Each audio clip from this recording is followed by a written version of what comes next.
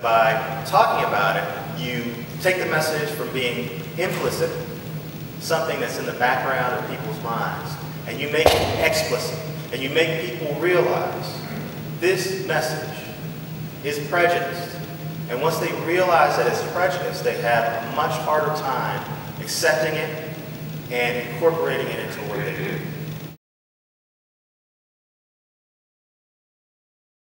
Please watch the comments, or help me watch the comments.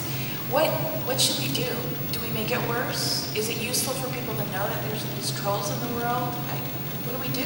Number one, the way we have it set up, you don't see the comments unless you specifically click on the link to see the comments.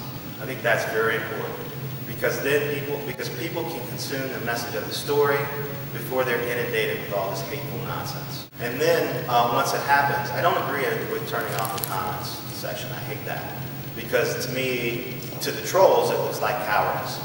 They won't let us talk about it. You know, they don't have the stones to let us have this discussion, right? And post these awful comments using different names because they're able to do that. Is when I feel like they say something that's demonstrably false, I will challenge it. And I do feel like when they use, obviously, a racial slur, they have ways of spelling it out so that the software doesn't catch it. I'll delete those comments, and if all they do is insult me, you know, well, that's not a conversation. So I delete those comments. But I try to provide enough of a voice that people know I'm reading the comments and I'm pointing out when people say something that's just really stupid. And I'm getting rid of the most hurtful comments. But otherwise, I'm letting them have that discussion. And the problem is that a lot of thoughtful people don't go into that space because the conversation is not thoughtful. But I still don't think what it says when you shut it down is too powerful. You know, so you just gotta let the knuckleheads have their say.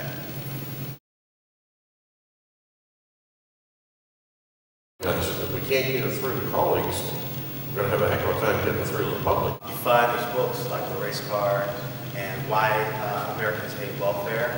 And I mean, this guy wrote an entire book, and he's an academic. You could show them. If you want to talk about code words about poverty, you grab that book and you sit down with a colleague, and you can show them the data that shows how opinion polls have been affected by coverage and how people have reacted to code words. I mean, what's scary about all of this is that the people who run political campaigns, they have all this data about how journalists are behind the curve because we don't have access to that data. We don't have the money to do all that research, but they know what they're doing.